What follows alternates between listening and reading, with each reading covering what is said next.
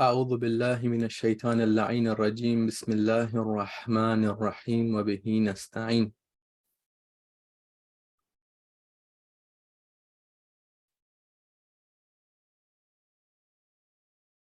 يا الله يا محمد يا علي يا فاطمة يا صاحب الزمان أدركني ولا تهلكني. I'm extremely grateful for Allah subhanahu wa ta'ala for providing me the opportunity to teach and providing you the opportunity to hear and listen. My name is Sayyid Kamil. I'm the instructor for this particular course offered by Ali, the Qurb of Allah subhanahu wa ta'ala. This is the first session, inshallah, from 8:30 p.m., which is approximately now, to 9:30 p.m. approximately. We'll be covering some content together. And then at 9:30, there was an updated file that I had emailed to the attendees that if you guys can work on that particular file within class time, you don't have to be online, from 9:35-ish till 9:45, where the time was associated for this particular class. Okay. A little bit about myself. So my name is Sayyid Kamil. I have been given the honor and the pleasure by Allah subhanahu wa ta'ala to study in the Hawza in Qurb. I've been studying there for approximately a decade now.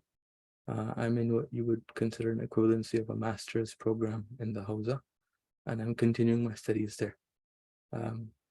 At the moment, I'm in Canada and I'm teaching from Canada. Okay. Inshallah, by January, I'll be returning back to Qurb.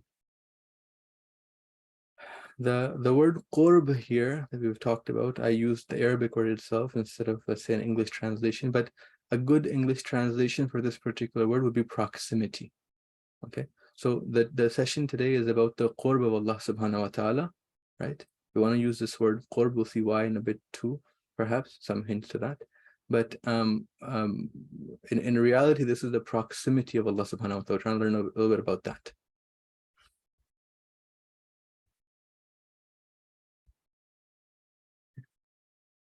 So the class outline for today is going to be very simple. We're going to look at some preliminary concepts, some preliminary talks that we need to know before we enter this particular topic. And once we covered those points, we'll talk about what physical Qurb looks like, right, compared to what metaphysical Qurb looks like, right? And these two particular types of Qurbs, they're traits that are embodied by one and not the other, and embodied by the other and not this particular one. We'll look at their comparison in the general case. Then we'll look at a specific case of explaining what metaphysical Qurb looks like in the mom and child example, okay? And last point in this particular course, we'll be then looking at the Qurb of Allah subhanahu wa ta'ala, okay? And in that, we'll talk about certain things like the top-down relationship, the down-up relationship, the quantitative measure of development, and the qualitative measure of development. And at the end of this particular class, around 9:30, there's a worksheet that I had given to you guys, the updated version of the worksheet. And the email, I recommend that you guys work on that and then email it back to me. That will help me in terms of how to present the contents of the second session, inshallah. Okay. So we are, as human beings, because we are and we exist and we have an existence, and this existence experiences time and it's going forth and we're living, we are constantly in progression, right? We're constantly in change. And this progression, this change is always towards some sort of a goal, some sort of a B point. We're at A and we're moving towards a particular B, okay? And in this particular movement, we are given the option of choosing a direction, but we're not given the option of the change itself. We are constantly using up this life, using up this particular resource, right? So there's no such thing as stagnancy.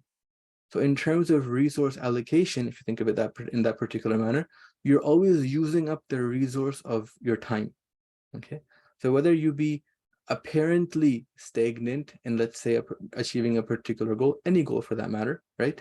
So long as you're using that resource of time while maintaining that assumed stagnancy position, in fact, you're not stagnant in reality. You're progressing further from that goal because you're using up a particular resource while not becoming proximate to that particular goal you were after, okay?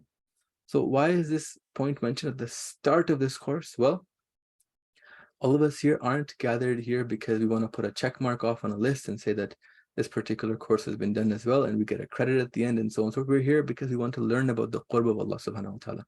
We voluntarily signed up for this particular position, voluntarily came out, one person to teach, others to come and learn, right? And in this, our hadaf is not one of just passing a time or getting some information. Our hadaf, our purpose, our goal in coming and talking about this specific issue is because we are all wayfarers. We're all people who are trying to go towards Allah subhanahu wa ta'ala, right? I want to learn about what this Qurb of Allah looks like. So in that, right? In that we've gathered here for that specific purpose of getting closer and closer to Allah, right? So one thing to know about any self-development journey is that when you start, whatever your starting point of the self-development journey is, right? If you were to start later, you have less resource available for you to develop now. And that resource that I'm talking about is your life, your time, right? So at any time that you start the development journey towards Allah subhanahu wa ta'ala, towards any particular self-development, really, right? The ultimate and apex of them being the journey towards Allah subhanahu wa ta'ala. And the sooner this journey starts, the better it is, okay? And if this journey is at a stagnancy or apparent stagnancy or doesn't have a method or a system to it, right? Then the point I mentioned before is something that should come to your mind. There isn't anything which is truly considered stagnancy.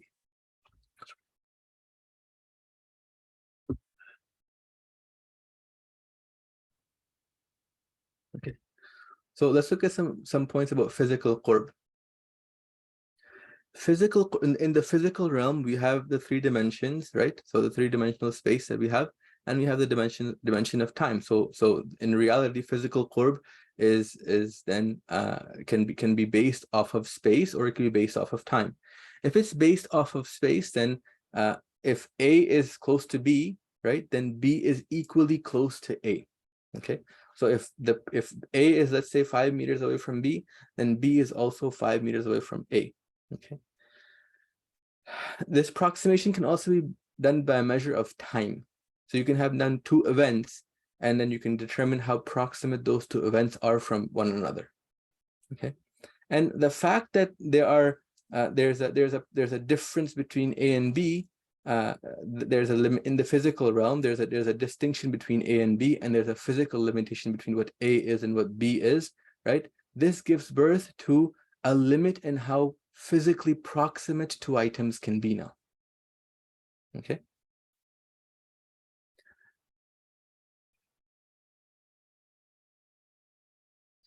So let's look at physical proximity based on space for now. This picture you see, this poor guy, he got a ball stuck to his face, right? So the ball doesn't become the face, and the face doesn't become the ball, and there is a limit to how proximate these 2 things can be. And this limit of proximity in the physical realm is coming from the attribute of the matter, the material realm. The material realm itself gives this limitation to this proximity. Okay, so if we were talking about a proximity now elsewhere, perhaps it's possible to have an infinite capacity for proximity. Right? This limitation in the physical realm of proximity comes from the matter itself, comes from the limitations that the matter itself has to provide.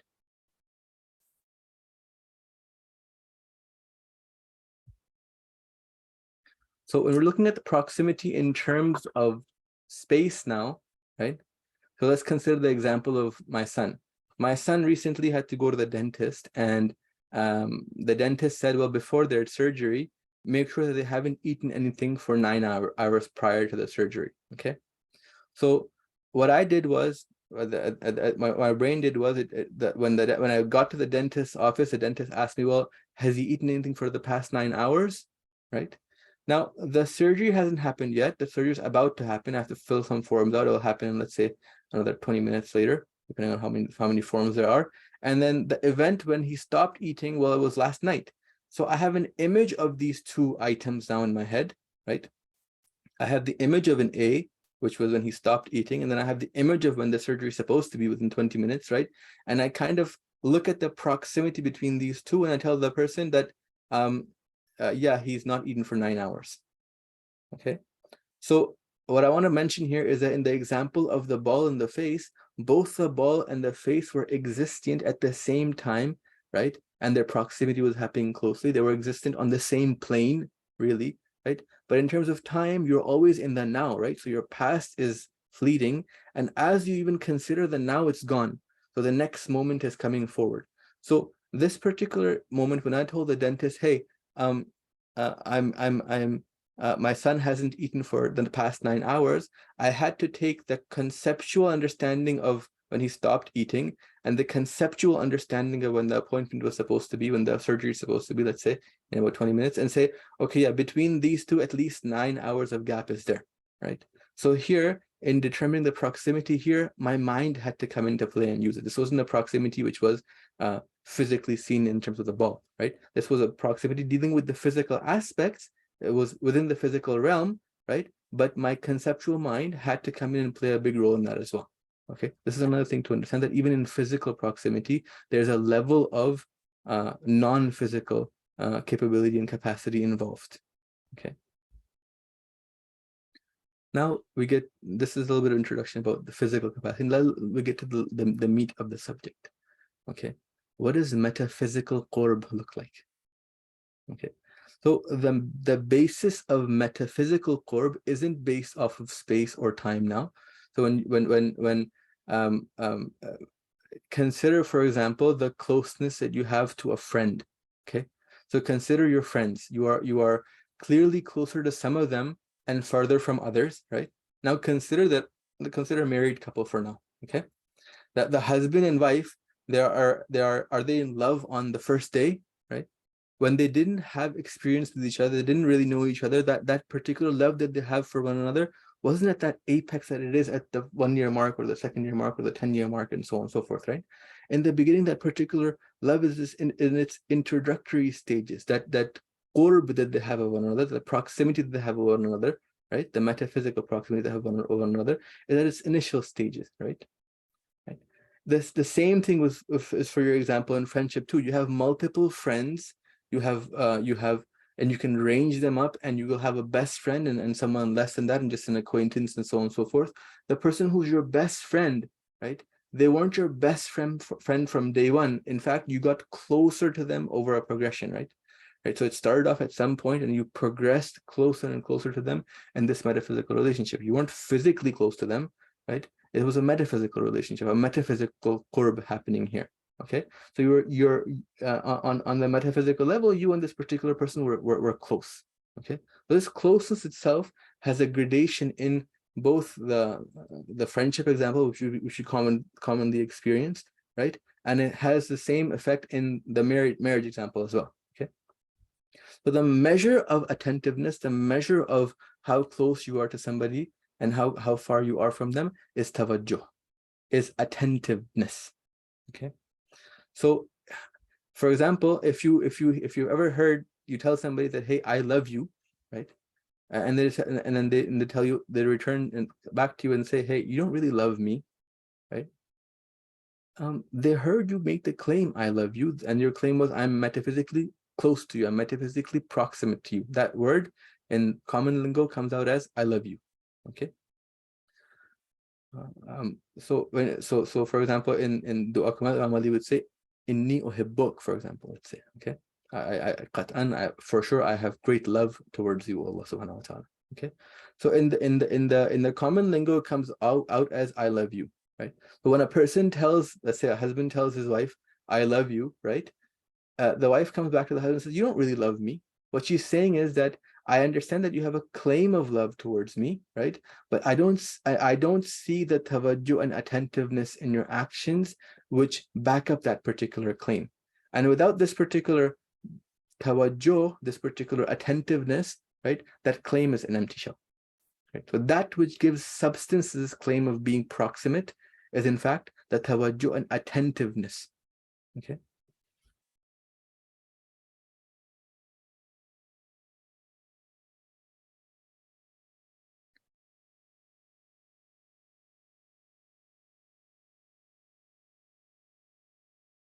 So if we were to study now, if we were to study now the case example of metaphysical qurb in the mother and child example, right?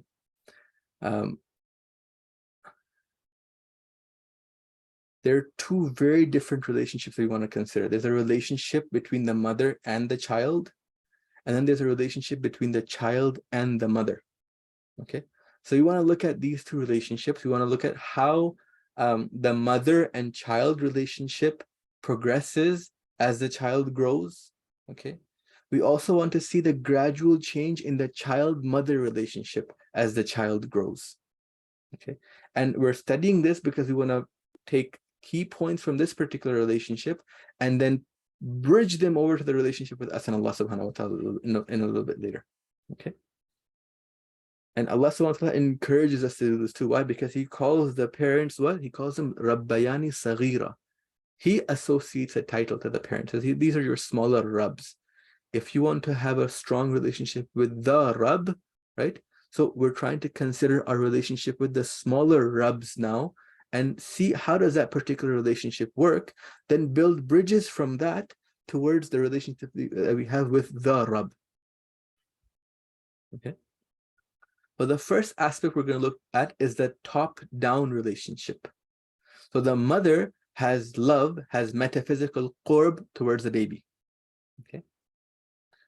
She loves her baby from before they were even born. Okay. Before they even came into this world, she loves her baby. Okay. She goes out and sets the house for them, buys toys for them, buys clothes for them, even before they're born. Okay, make sure the house is child-friendly, gets the baby monitors, gets the crib, and so on and so forth, right? She goes out and does all these things and is preparing for that particular house, that particular place where the baby is yet to come. So this particular love starts well before the child has even entered this particular world. And what is she doing? She's preparing now an area for the child to come and grow and nurture in. So she's preparing now the place where the child will sleep, make sure that place is in a warmer place, there's a heater available. The child might require, so she kind of anticipates now what the child's needs might be. The child will require diapers, so I'll buy a pack of diapers. It'll require wipes, I'll buy wipes, right? She might even be saying that, you know what, I want to buy the non-scented wipes that are for sensitive skin because I want to be careful for my newborn, right? She might buy a good crib that's sturdy, that's safe and secure for her child. So she sees anticipates the different needs that the child has. And even before the child comes into the world, she's attentive towards those needs and she's preparing for them. Okay. And then as the child is growing, she still sees that child as her baby, right? As a child is developing in his different phases, the mother's love and mother's affection towards her child isn't declining, isn't going down, and so on and so forth. It's maintained at the level of the child's needs.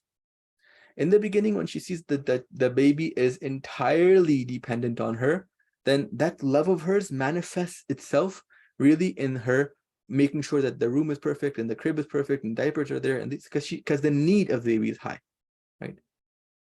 And then as that child develops and the need of the person, that child becomes less and less. Now let's say the child becomes at a stage where they're going to school and so on and so forth. Well, that need comes in and she makes their lunch for them, she makes their breakfast for them, she makes sure when the child comes in, they have clean clothes to wear. She's trying to take care of that particular child that now this toddler going to school, right? At that time, she doesn't take care of the fact that, does the child basically, there's a crib in this particular manner, or the child needs to be stuck to the particular mother for such a long time. That relationship manifests in a different way for this stage now, with the needs of this particular stage requires from her. Okay. And then as the child gets older, the same thing goes, right? Child becomes older and older. She's never too busy for her child, right? The child always have the mother that he can call back to and go back to and get help from. So in this particular case, the love of the mother is constantly there from before the child is even born, all the way as far as she can go. Okay. The display of this love, the manifestation of this love in her actions is based now on the stages at which the child is at, the need of that particular child, right? It'd be quite an odd thing for a mother to treat a toddler the way she treats a newborn. It'd be quite an odd thing for a mother to treat an adult how they treat a toddler. Okay. So that particular love that she has, in essence, that metaphysical Qurb, manifests itself in a very natural manner based on the needs of that child as he's progressing towards the different stages of his life. Okay, this is an important concept to see, because we'll build this is one of the bridges we want to build later on.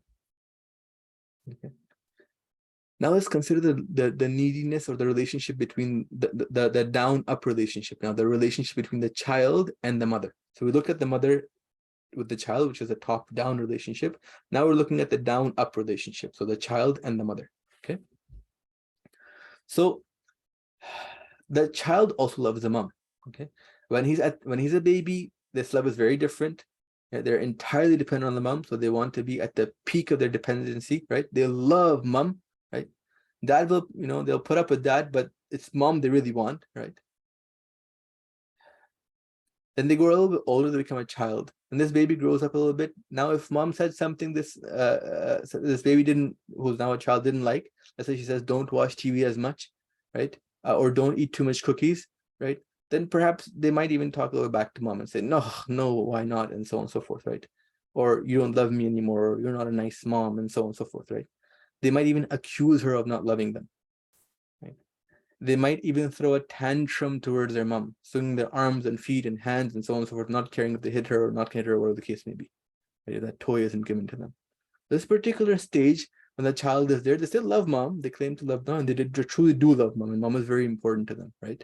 But they're not able to appreciate the relationship that they have with their mom at this point yet. Okay, they're not able, in this phase, the down-up relationship looks very, very special, right? When the things aren't going in line with the child wants, perhaps you'll hear a kickback. Perhaps you'll hear some things that the child isn't really happy. And then they get to the stage of the teenage years, right? Now, these teenagers, they understand some rules and some expectations from the mother, but there are times when they think that they know better. Right? Certain rules they know better. Certain rules, certain things that their parents might want from them, they might know better, right? So in this particular phase, right, they still love mom, right? But that down-up relationship is very different in nature than the relationship of a child and the relationship of a toddler who was entirely dependent on the mom, right? You want to be the mom's anchor, really. Okay. Then they go into early adulthood. Okay. So now this baby, who's now an adult, is busy in making their educational career, their life, their goals, and their jobs, and progressing in their own life, and so on and so forth. And this want of theirs, this capacity of theirs to try to fulfill their needs in their life and make themselves successful, they might even forget to call mom for days, perhaps even weeks, if at all. Okay.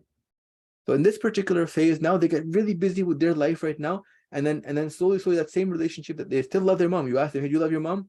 And of course I love my mom. Okay, when's the last time you called your mom? Well, it was 3 weeks ago, but it's because I'm really busy. I have to go to class, I have to go to work, I have to do this, and so on and so forth. But in this particular phase, what's happening is, right, that particular person, they love their mom still. But they're not attentive towards that. It doesn't manifest in their actions, right? Sometimes they'll forget to call their mom, or sometimes when their mom comes, they might, or mom calls, they might even shut the phone. They're in the middle of a class. They're in a place that they can't answer the phone. They feel they're a little bit exhausted. They don't want to answer at the moment. Unfortunately, that might happen. Okay, then something else happens. That adult now, that a young adult now goes towards parenthood. Okay? At some point now, this child now becomes a parent too. So as they start to gain experience now and knowledge of what it was like to be a parent, now they have to stay awake the nights, and they have to take care of the baby, and now they have to change the diapers and look after that child, and so on. So they slowly now, through their experience, recognize their pre-existing relationship with their mothers. Okay. And the mother's response at this time, when the parent comes and thanks their mom at this point, like, I've found a new realization of how much I actually appreciate you as a mom after I became a mom, or I became a dad, and so on and so forth, right? Like, the mom doesn't come and say too little, too late. No, she embraces this new realization still, right? And she continues that love that she already had beforehand. So now, with this newfound experiential knowledge, the child asks the mother about what to do with their children, how to raise them. When they get sick, what does mom used to do? And now they find mom as a valuable resource. Okay. So we're in the teenage years when mom's rules weren't the best rules, and if mom was saying that you should clean your room and you should do this and you should do that, and the teenager was saying that, okay, I think I know a little bit better, and so on and so forth. Mom's advice wasn't taken as the best advice at the moment. This experiential knowledge has brought them to the point where now mom's advice is really important, right? My kid has a sniffle. Is this normal or not? How should I deal with it? What should I do? And so on and so forth. Okay. Now, there's the qualitative measure to this down-up relationship, right? Which is that as the child starts to realize the pre-existing, the top-down relationship that the mom already had with them, right?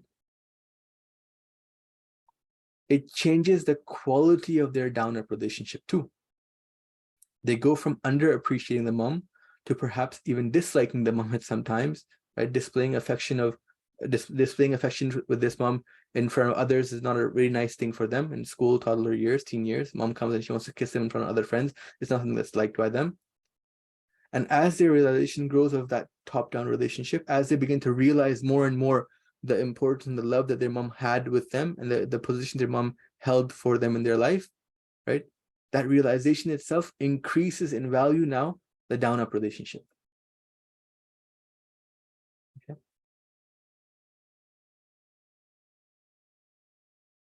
So in a metaphysical relationship, if A is close to B, it's not necessary that B is close to A.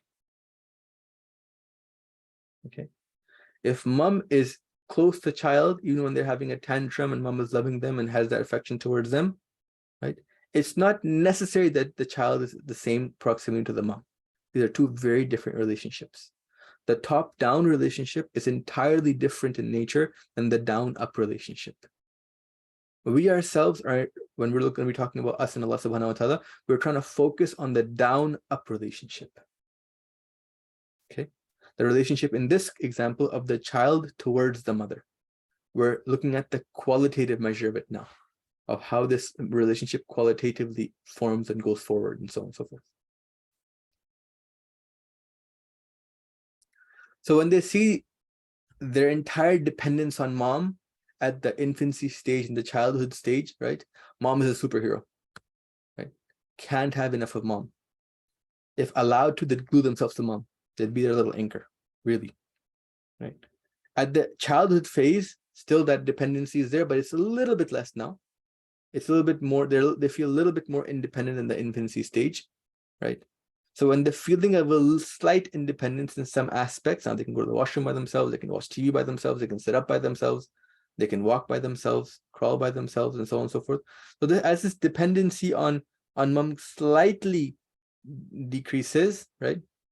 They're not an anchor anymore. They don't want to be an anchor anymore. So mom is still the best. She's still loved. There's a lot of dependency there, right?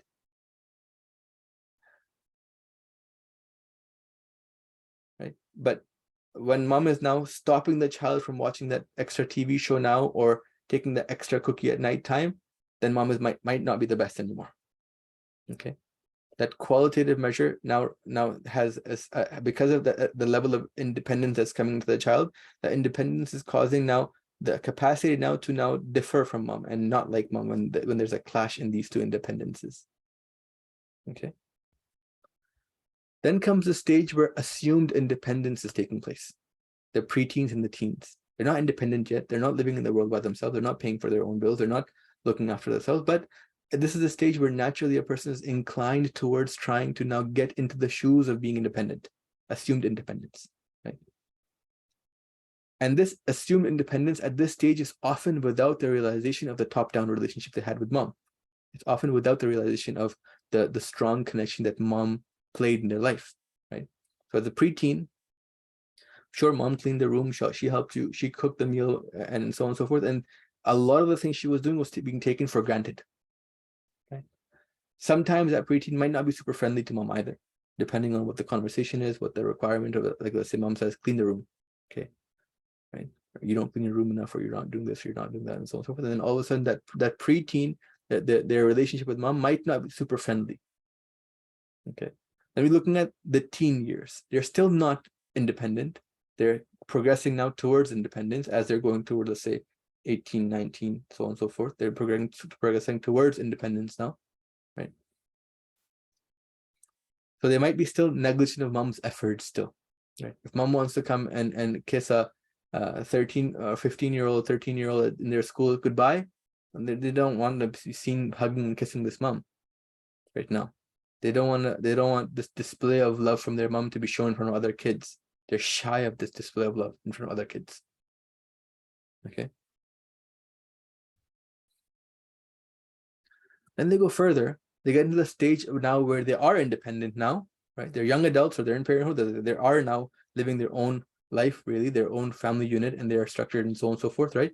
But now slowly the realizations of the top-down relationship starts to seep in. When the young adult moves out of mom and dad's house, now goes to university, goes towards getting a job, goes to whatever the case may be, right? That person now kind of starts to remember the importance of mama. Okay. Now when they have to cook the meals at home themselves, they have to do their own laundry, they have to maintain the whole house themselves, right? They kind of mentally realize that the position mama played. Okay. So after moving out, maybe the first year, 2 years, they might be a slight increase in the appreciation they have for their mom, their dad. Okay. But this still doesn't seep into their actions entirely, perhaps, because still when they get busy with their school and their classes and so on, they might forget to call. They might forget to check up on mom. Mom is the one that's typically calling. Okay. Then they go towards the stage of parenthood. They're still independent, right? But they gain a further understanding, a further experiential knowledge of that top-down pre-existing relationship of mom. Okay. And in this case, now mom gains a new value. Mom is extremely important. That importance is not newly acquired, it's more realized. Okay. But the time they spend with mom, the quality of it goes up too now. It's not just a mom calling them and them checking out and they're just answering questions. Now they might call mom and they might ask the questions, right? In the young adulthood phase, it was mom calling and asking, how was your day? And then they're responding. What did you eat today? And they're responding. How was your exam? And they're responding, right? And this parentagehood, in this particular time, maybe they're the ones calling the mom now. Okay, my son is sick or my daughter is sick and they're sniffling in this particular manner, or this diaper had this particular color to them, is this normal or not, and so on and so forth. Okay. So that value, that qualitative measure changes even in the dialogue. Right? When this newly found parent, now if he was amongst others and so on and so forth, and his mom now came and she wanted to hug him, he's no longer scared and shy of hugging his mom, right? Amongst his peers. In fact, that's what others think and what others consider isn't even a matter of concern to him. He's just so engrossed really in this relationship that he has with his parent. If he's just seen them, hasn't seen them for a while, and he sees them, he wants to hug and he wants to kiss their hand. Right? This particular relationship that this person at this stage now feels with their mom, they don't care about what their peers are thinking and other people are thinking. This is my mom. It's a very different gradual change from when they were in school. Okay.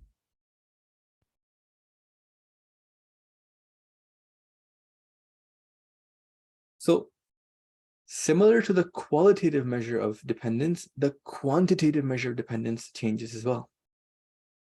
Okay. When the dependence on the mom is extremely high, the baby wants to spend their 24/7 with mom, want to be stuck to mom. As a child in their childhood, they want still the mom, right? They want to be mostly around the mom. But when it's playtime or it's time to watch, okay, right now I can be on my own. Okay. So still predominantly that qualitative relationship stays where they're comfortable in the presence of mom and they prefer that, right? So in the infancy stage when the dependence is really, really high, they want to be stuck to mom like glue 24/7 still. Okay. In the childhood phase, now the quality of that time that they're spending with that particular mom, that mom now is slightly different. They're saying, you know what, the quantitative measure of it changes slightly now. That instead of the 24 hours being stuck to mom, they want to spend certain time now that they're on the TV. They don't want mom to come and talk to them. They want to see the TV show, right? And if mom comes and asks them 10 questions, 20 questions in front of the TV show while they're watching the TV show, they're not going to be happy. Okay. But when the TV show finishes, yes, dependency coming back on mom, they want to be with mom still. They want to be with her, talk to her, and they love her. Okay. When they get to the assumed independence phase now, the preteens and teens, okay. So in the preteens, they'll be around when needed, right? This is a significant change to now when the childhood thrived and was happy. Mama's here, I want to be with mama and bother mama and be with mama and talk to her and so on and so forth. In the preteen, they want to be kind of a little bit more independent, a little bit more things that they want to do on their own, right? Be on their phone a little bit more, or play with their own stations and so on and so forth, or be with their friends and go for a bike ride a little bit more, right? So as their dependency decreases, the quantitative measure of their relationship with mom also decreases slightly, which is natural and good. I just want to discuss this point too, right? In the teenage years now, something very similar is happening, right?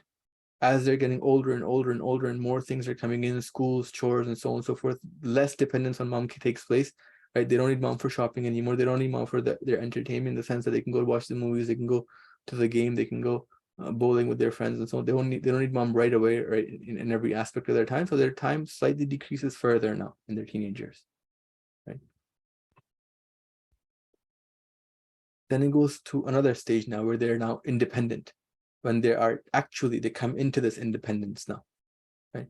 Now, when they're young adult, now they, let's say, moved out of their house from their mom, going to university, going to college, and so on and so forth, right? Then they see their moms in what? Weekends, holiday times, birthdays, and so on and so forth, right?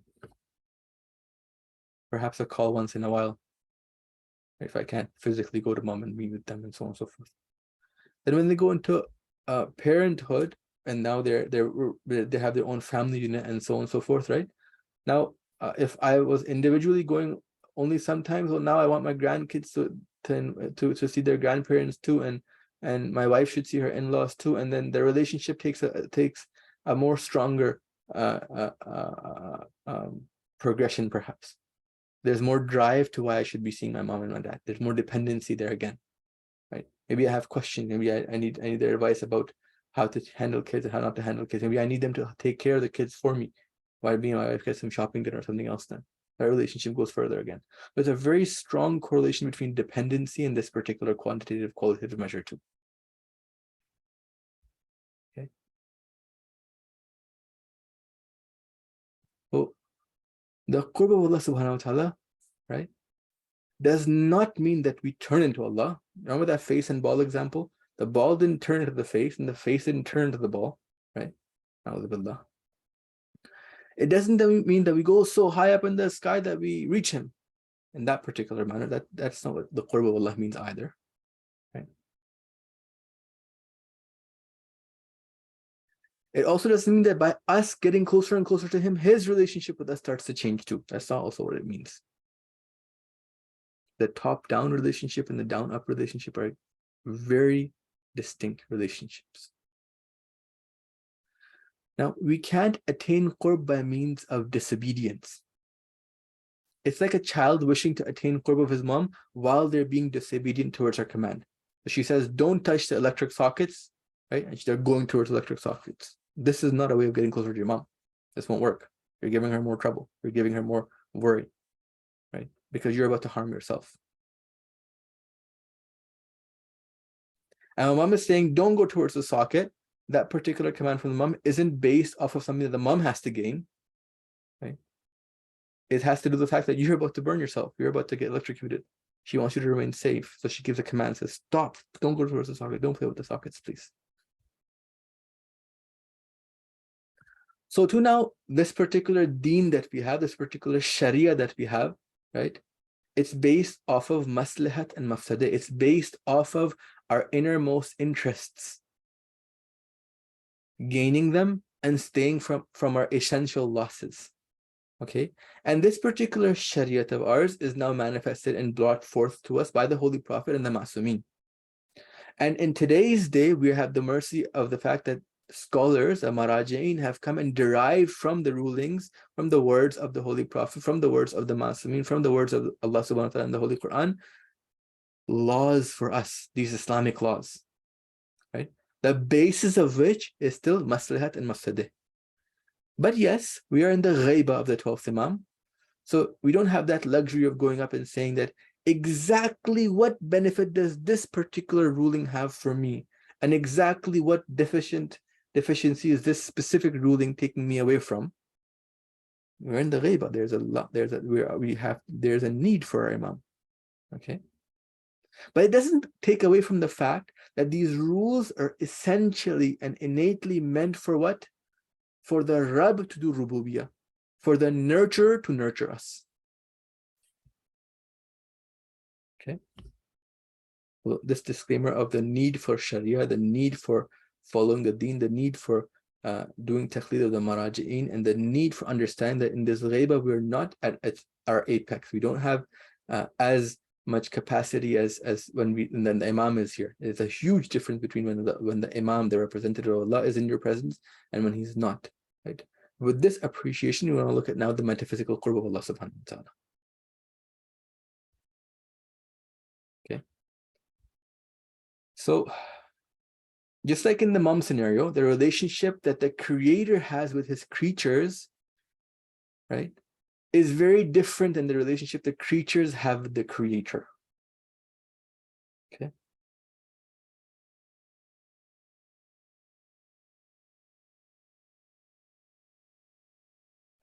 Allah, before we were even created, finds a place for us to exist, this earth, a loving family. He sets up everything for us, milk for us when we're born, love in the hearts of the mother and the father, right? At the time that we are extremely weak and unable to do much, he provides so much love in the hearts of others around us, right?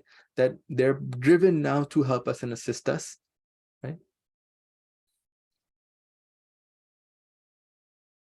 He sets up a loving family for us.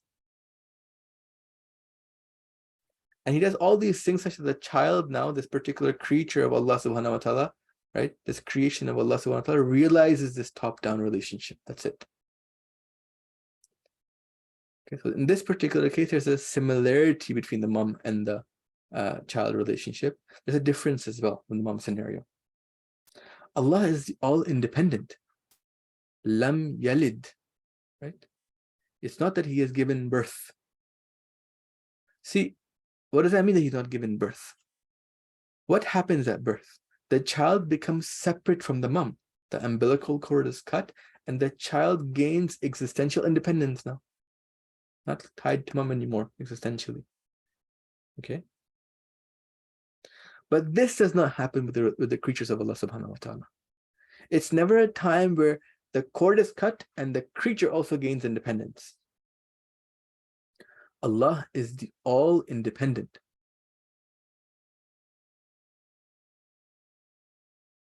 Because he is the all-independent, he is now equally proximate and equally close to each item that is dependent on him, because everything is entirely dependent on him. Okay.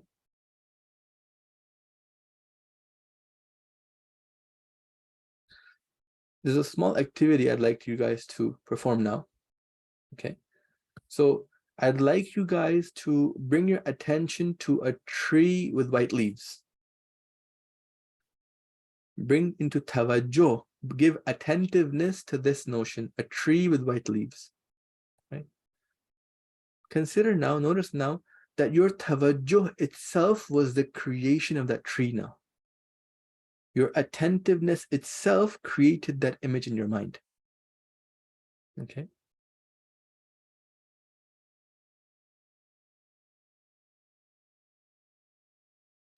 In this example, we're trying to look at what this word that I've posted here in the ayah, this encompass, this muhit, that's in Ala innahu bikulli shay'in muhit, this last portion of the particular verse of the Holy Quran that I've posted here, right? This encompassing, this muhit, how does this particular thing look like? We're looking at a very small level of it.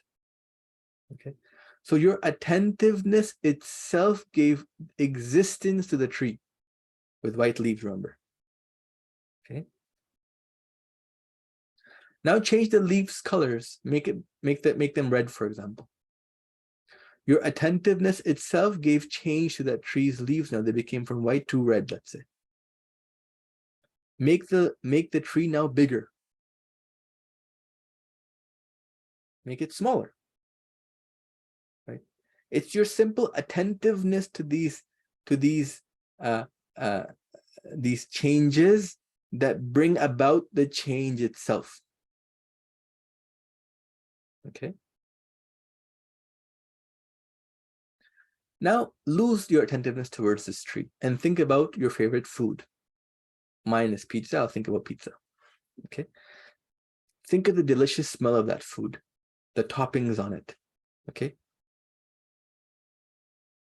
The last time you had it. While you're thinking about this particular pizza, that tree that was there before that you lost your attention towards, it didn't die. It didn't wither away slowly and then die. It ceased to exist. Okay. Your attention was giving that particular tree existence when it shifted to another item, right? That item, as your attentiveness goes, as it's going further and further, at whatever point the attentiveness is cut, that thing ceases to exist. Okay. So in this relationship between you and your creation, your image, in a very pseudo-independent manner, if you guys are programmers, pseudo is like, it's not really independence in this particular example either, okay? But in a very pseudo-independent manner, right, you can now see that your tawajjuh plays an important role, a very critical role, okay? Ihate, or to be muhit, is much more grander than this that we've just experienced in this experiment of ours, this fun activity of ours.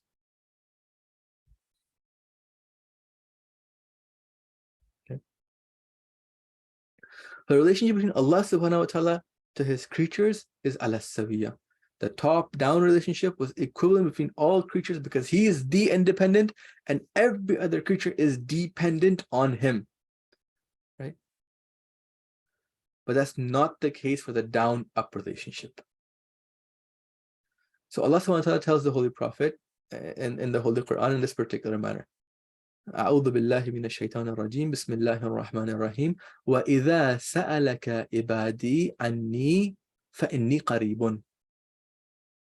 When the servant asks about me, shows that he didn't know before, right? He didn't know before, he wasn't aware of that pre-existing relationship. He's asking now, right? He's not aware of that pre-existing relationship, right?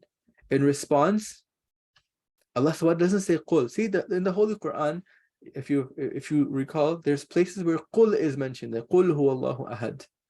The Holy Prophet revealed to us the exact words that were revealed to him without omission. So when the word such as qul was revealed, like qul huwa Allahu ahad, the qul means to say. So the command from Allah is to the Holy Prophet saying say, right? The Holy Prophet revealed even that command for us. Right? So when Allah told the Holy Prophet, qul huwa Allahu ahad, say Allah is one, let's say, right? The Holy Prophet didn't come on and say Allah is one. He said, say Allah is one. He revealed the exact words of Allah to us without omission. Okay? Why is that important? So now in the Holy Quran, when we have the word qul, we know that it's mentioned there. And when we don't have the word qul, we know Allah didn't say it.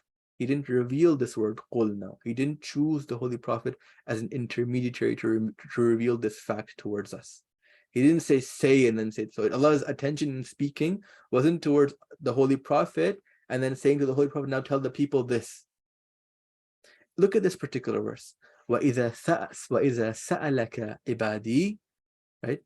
Now, in this particular portion, the attention is towards who? The Holy Prophet. Right? When my servants ask thee concerning me, but the response isn't to the Holy Prophet. It's a shift. I am indeed close. فَإِنِّي قَرِيب. This them is in parentheses because the person who translated this forgot this particular point. Okay? The actual words are فَإِنِّي قَرِيبٌ. There's a shift in the mukhatib. There's a shift in who's being talked to. Okay? There's no qul here.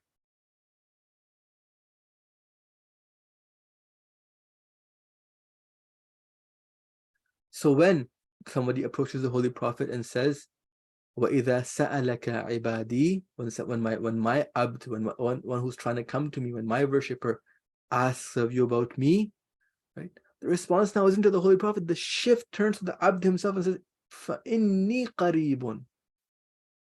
Okay, indeed I am close to you. So there's a similarity between this and the mum scenario too.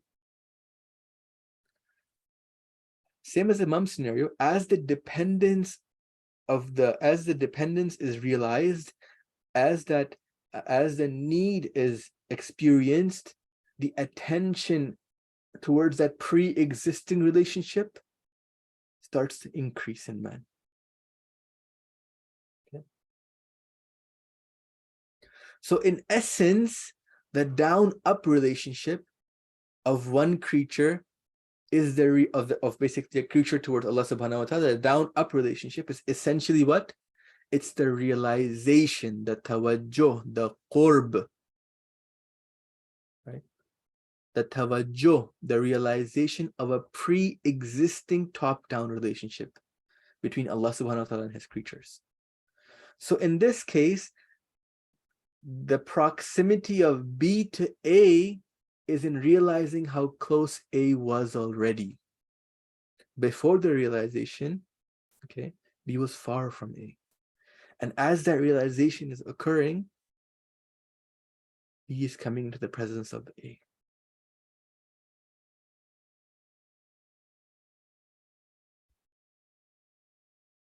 The verse continues. The verse says, أُجِيبُ دَعْوَةَ الدَّاءِ إِذَا دَعَانِي. Okay.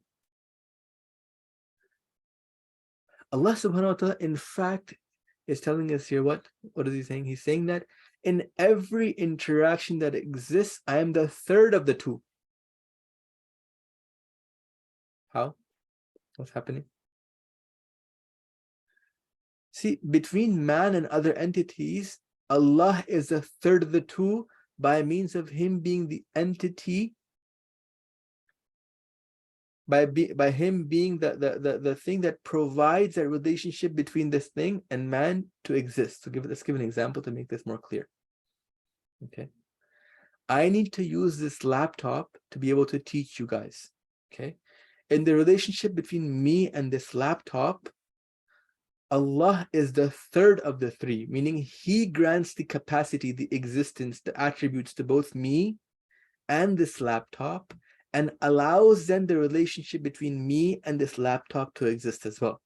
So Allah is not the third of the two, meaning he's not at the same level as us. It's not like me, the laptop, and Allah. Right? Allah essentially then is the third of the two, not third of the three.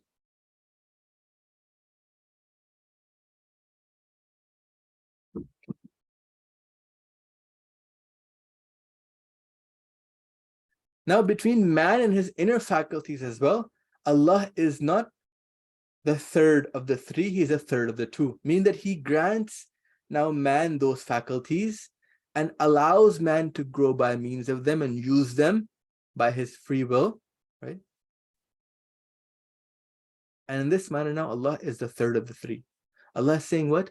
Ujibu, I do ijaba. Ijaba means what? I respond. Da'watan. I respond to when somebody's calling out to me, right? While they're calling out to me, I am the one that does the ijaba. I am the one that responds. So in every fulfillment, whether it be fulfillment by means of an external source or fulfillment by means of an internal faculty, like your intellect, for example, in every fulfillment, right, while it's being fulfilled, the source lies with Allah subhanahu wa ta'ala.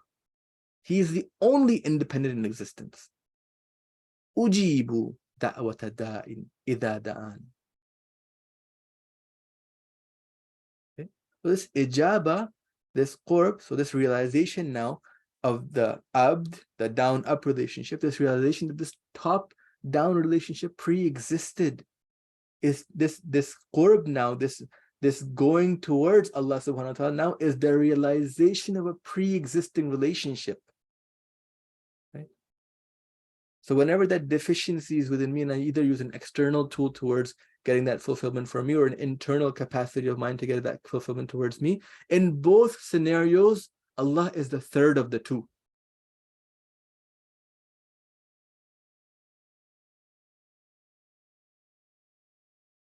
Okay.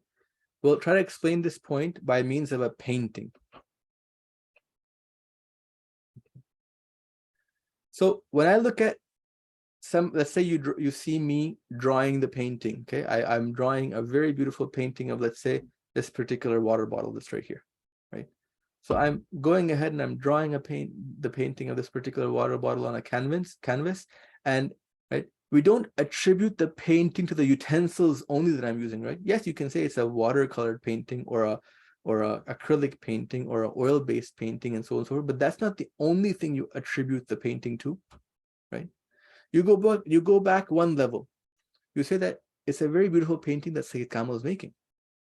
If it's a beautiful painting, okay?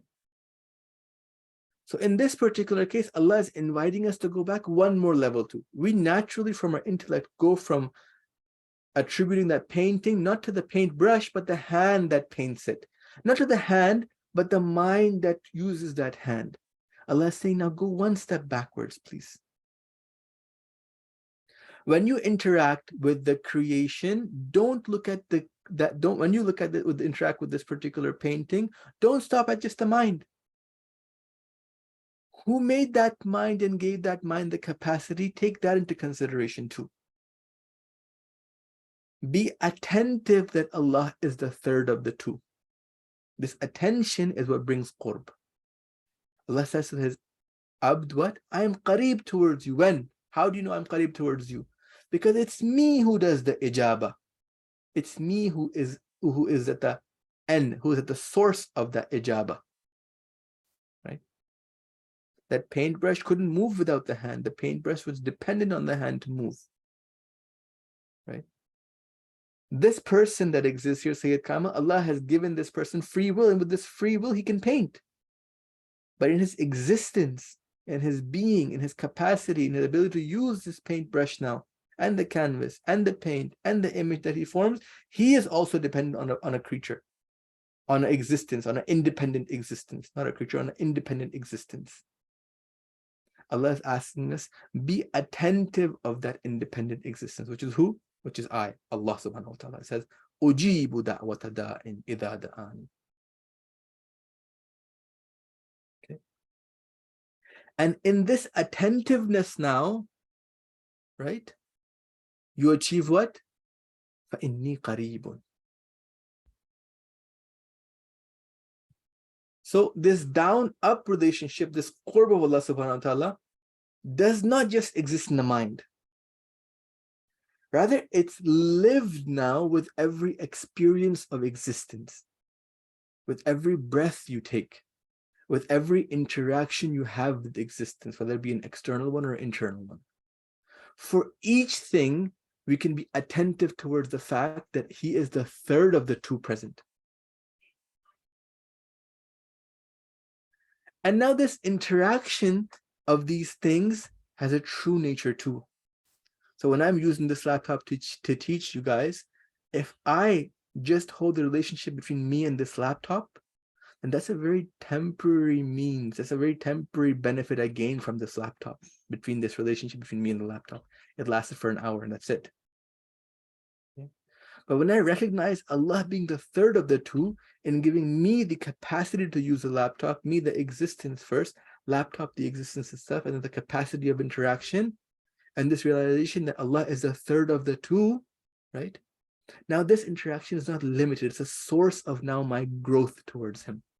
I've experientially now realized my dependency on him. Okay.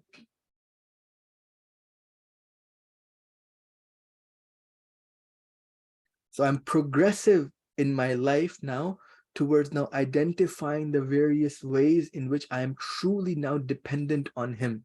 And this realization of the top-down relationship pre-existing is my qurb now towards Allah, so is my down-up travel towards him. Right? The ones who embody this at the highest quantitative measure and at the highest qualitative measure. We'll talk about these two next week a little bit more, and sorry, in the next session. Okay, so the ones who embody these two capacities at the highest level are the Nabi and the Ahlul Bayt alayhim salam. They're at the apex of their realization towards Allah subhanahu wa ta'ala. They're at the apex of realizing their dependence on Him, the top-down relationship. Okay, and then we have a gradation from that. So each creature of Allah subhanahu wa ta'ala, based on how attentive and how much tawajjuh they have of the pre-existing top-down relationship, that's how qareeb now they find themselves to an all qareeb Lord. Okay.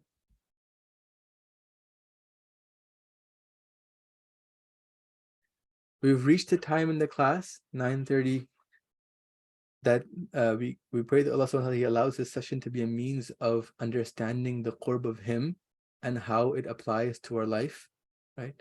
And how we should, the pathway and the method by which we should embody this particular journey in our 24 hours, right? And at this stage, I would like you guys to go to that email that I sent. I chose some passages. I don't know if you've seen it or not, the updated version of the email. I chose some passages from the Holy Quran and some from some words of the Ahlul Bayt alayhimus salam. And I tried for you guys to now identify this top-down relationship and down-up relation, potential down-up relationship in the quantitative and qualitative measure too.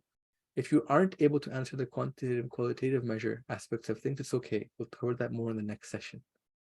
But this brings us to now the end of the session today. And this is the time where you guys are please asked to go to the in-class activity that I had previously sent and fill that out, edit the name on the activity if you can, and email it back to me so that I can better plan for how to teach the next aspect of this particular journey. Okay. In the previously requested email, I had said that I won't be taking in-person, so I won't be taking live questions. And I encourage that all, because just the sheer number of participants that we have and the limitation of time that we have, right? I highly encourage, this is a concept that has a lot of questions that do come up naturally, okay? And the best mode of me answering those questions is getting them from you. So I highly encourage you guys to email me your questions, give me a voice note if you want to, give me a typed email if you want to, and I'll take my time, go through them and respond to you inshallah within this week, okay, before the next session. Those questions which I see are ones that are more prevalent or ones that are actually really, I find that they're very beneficial, then I think that the whole group as a whole needs to hear them as well. It's a point that I missed, actually, it needs to be clarified. I'll bring those at the next session, okay? So anonymously, I'll discuss those questions and the answers to them additionally as well, okay, in the next session, perhaps to start at the end. So this concludes now the online portion of the session. I encourage you guys to go to that in-class time activity sheet that I had emailed to you guys, the updated version. Please fill it out and email it back to me. Sallallahu Muhammad wa ali Muhammad wa ajjal faraja.